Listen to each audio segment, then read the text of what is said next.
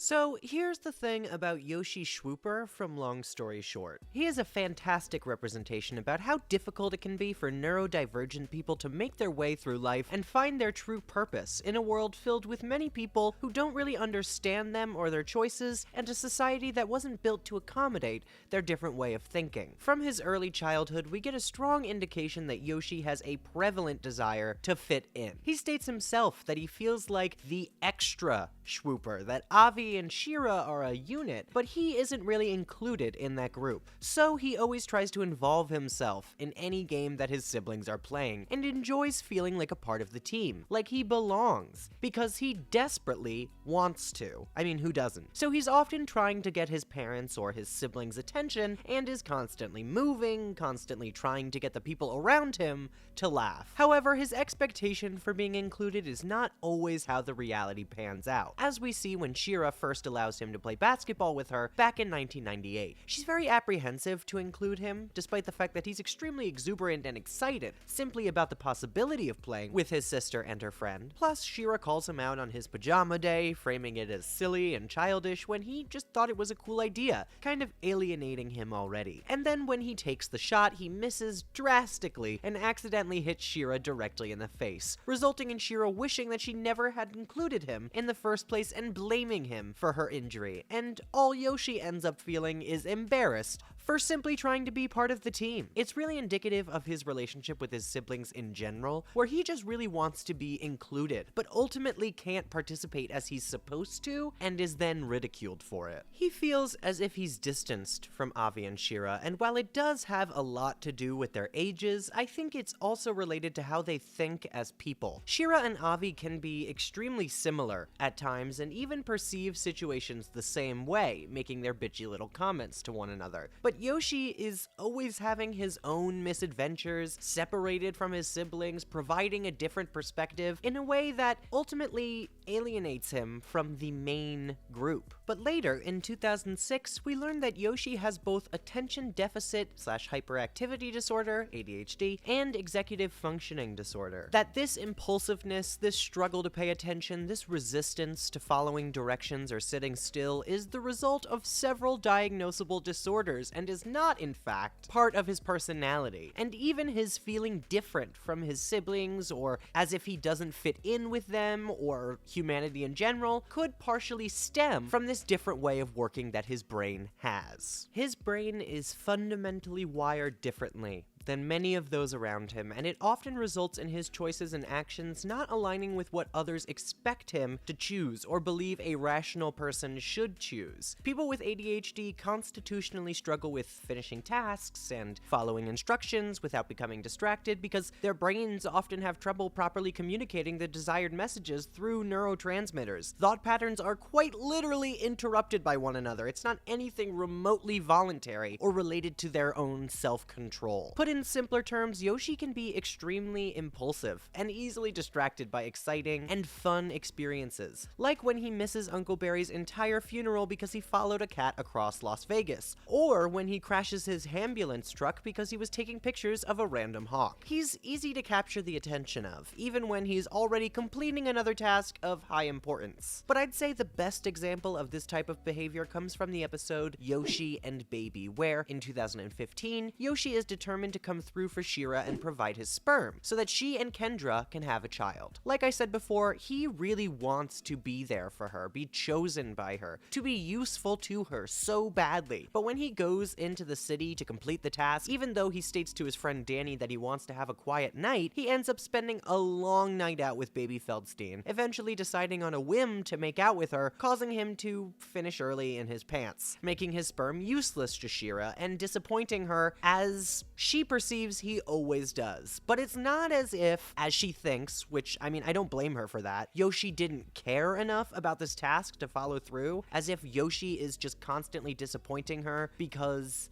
he doesn't love her or something. It is that his brain genuinely struggles with committing to a task without taking any detours. It's not a part of who Yoshi is, it's a symptom of a disorder. But it's difficult in relationships often to discern that, which is why Shira perceives him as uncaring or irresponsible. I mean, to be fair to her, he is even distracted by Baby while Shira is berating him for this mistake. I could see why she'd come to this conclusion, despite none of this being Yoshi's fault. As always, I've linked my sources for all of the information that I said about ADHD in the description below. So, due to all this, moving into adulthood, Yoshi has a really hard time finding his own place in the world, finding a path that not only he enjoys, but he can earn an income from, and results in a practical and realistic future. And there's a mattress in there, he falls headfirst into selling a scam, detouring away from the job his mother secures him at a sewing machine parts factory, and following this random sandal-wearing man to a random warehouse with almost zero follow-up questions, and then buying a bunch of the product to sell on his own with pretty much one demonstration to go off of. I mean, they do such a great job of depicting his mindset and endearing you to his exuberance here, where Yoshi's excitement about this venture is incredibly adorable, and you want it to work so badly for him, but it's also painfully clear that this idea is incredibly absurd and really not feasible. It's succinctly stated when Yoshi declares that the only things that make sense to him are the things that make no sense. Honestly, that one quote is pretty much the entire reason this video was created. Not only do I understand that on a smaller level, but it does so much to portray how hopeless it can feel in this world when your brain simply operates differently than what society is set up to promote or what capitalism needs out of its workers. The pressure from his parents to find a respectable, quote-unquote, career that will force him to dress and act a certain way, force him into an uncomfortable costume that he struggles to feel at home in. It all makes him feel like there's nowhere on this earth for him to fit into, no skill that he has that he can feasibly use to prove to everyone that he has a reason to be here. However, what they also show in this episode is Yoshi's aptitude for sales and conversation, as he's able to quite efficiently sell these mattresses and tubes, a ridiculous product that nobody should be buying, before the news breaks that they're essentially ticking time bombs. Nobody is skillless, and when Yoshi has a passion for something, when he truly gets what something is trying to sell, he can absolutely soar, even in a professional space, despite it not being a typical 9 to 5. And in Yoshi and Baby, he states to Baby Feldstein that he's still really figuring himself out as a person, and what he wants. He's currently working on a farm, and seemingly enjoys it, even having a favorite type of soil. It's silty soil. But unfortunately, it isn't a permanent, sustainable position that he can keep, so he still doesn't have any sort of strong direction for his life in the coming years. Him jumping from temporary position to position makes sense, honestly, for where he is in his life. I despise this perception that you should already be in, like, a career that you plan to stay in for decades by the time that you're in your mid-20s. Not everybody comes out of school knowing exactly what path they're going to be able to take, especially with how quickly things can change in this world. I believe it's completely reasonable to take time to figure out not only what jobs you can get, but also specifically what you're suited to. Yoshi dips his toes into a bunch of different possible positions, finding out what he likes and what he doesn't like, what he would want out of a job and what he wouldn't, ultimately setting himself up better for the future, as he'll know better what he's looking for. Sometimes it takes a lot of time for people to figure out what they'd be able to do on repeat every day to earn money, what they're actually able to accomplish. It's not an easy decision, and not everyone is able to make that decision as soon as they're done with their school career, whether it includes college or not. It really isn't until 2019 that Yoshi is able to find a discernible path in this world after attending some Orthodox Jewish services with his friend Danny. It doesn't have to be a career or a job that brings you fulfillment or a definitive path throughout life. There's a myriad of places for you to be able to derive purpose, and for Yoshi, that comes when he finds this new Orthodox shul. From the outside to the rest of his family, they're astonished that he would be willing to follow the many rules that come with being Orthodox, but Yoshi is comforted by them.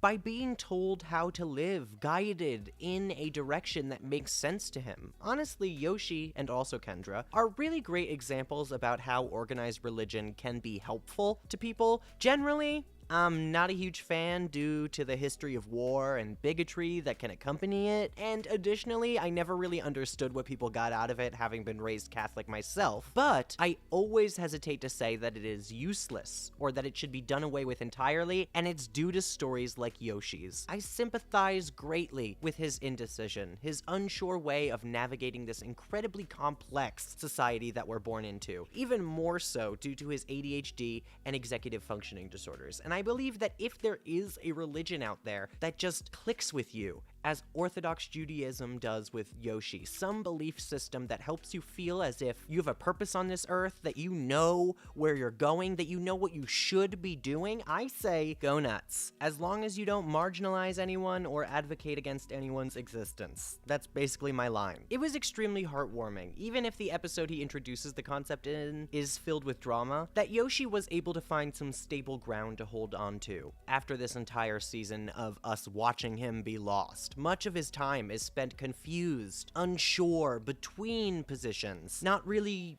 positive of who he is or who he wants to be. When he reveals that he's Orthodox, it's one of the first times we see him extremely sure of himself. He's often confident, but he's not often content. Here he shows a strong belief in a choice that he has made based on his own opinions, and asserts that his rabbi and the community along with the shul provide him acceptance and answers that he has been searching for his entire life, and that is why he needs to be a part of it. Overall, Yoshi Schwooper is a very apt and realistic representation of the journeys of those who are neurodivergent in the modern age, and those who struggle to fit in with today's mainstream ideals. And while I don't believe religion to be the answer for everyone who's in this position, I did appreciate the positive depiction of how religion could be beneficial in providing a community and understanding to help the lost find their way through their own lives. Honestly, as someone who is generally pretty sour on organized religion, I kinda needed that.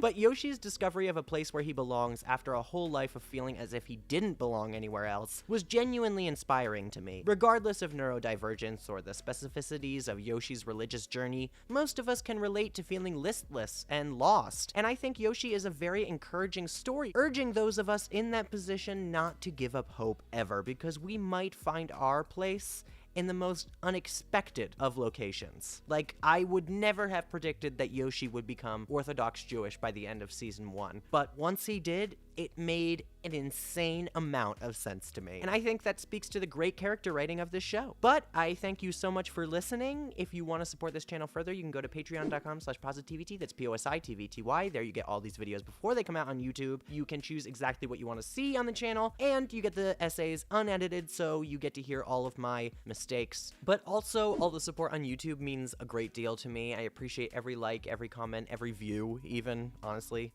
every bit of engagement. I appreciate it all, and I thank you guys for being here on this earth with me. Tell someone how much you appreciate their presence, because a lot of people are longing to hear that from each other. So just do something nice for somebody this week, and I will see you for the next video, whatever you want that to be. Bye-bye!